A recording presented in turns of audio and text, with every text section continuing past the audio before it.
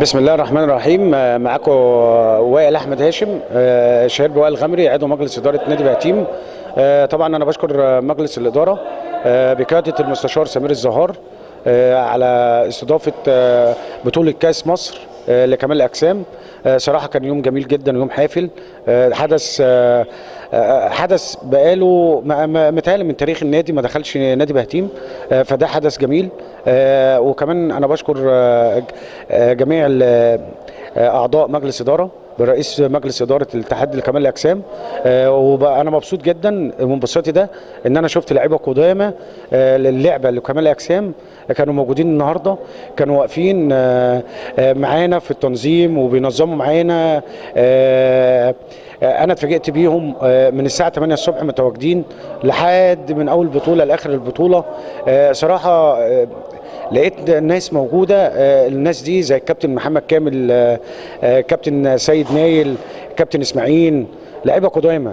وطبعا من هنا انا بشكر الكابتن تامر ابو العلا على مجهوده الرائع اللي تعب بجد في البطوله لحد ما طلعت بالمظهر الجميل ده. وطبعا انا بشكر برضو السبونسر الدكتور احمد هلال. الدكتور احمد هلال صراحه متعاون جدا، برضو اتفاجئت بيه من الشخصيات المحترمه جدا، برضو كان واقف من اول البطوله. في ناس كتيره قوي يعني عايز اقول اساميها بس عشان كده متحدد لي طبعا وقت ان اتكلم فيه فمش هقدر اقول الاسماء دي. بس انا بشكرهم كلهم بشكر وتحياتي وتقديري ليهم. وبشكر طبعا مدير التصوير الكابتن احمد حسين. وبشكر جميع اللي حضروا النهارده من ابطال طبعا بقناه نادي بهتيم. طبعا شكر خاص للدكتور عادل فهيم رئيس الاتحاد العربي والافريقي لكمال الاجسام.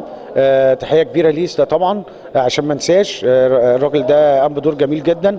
وبشكره على الموافقه ان النادي بهتيم يستضيف البطوله كاس مصر هنا داخل نادي بهتيم.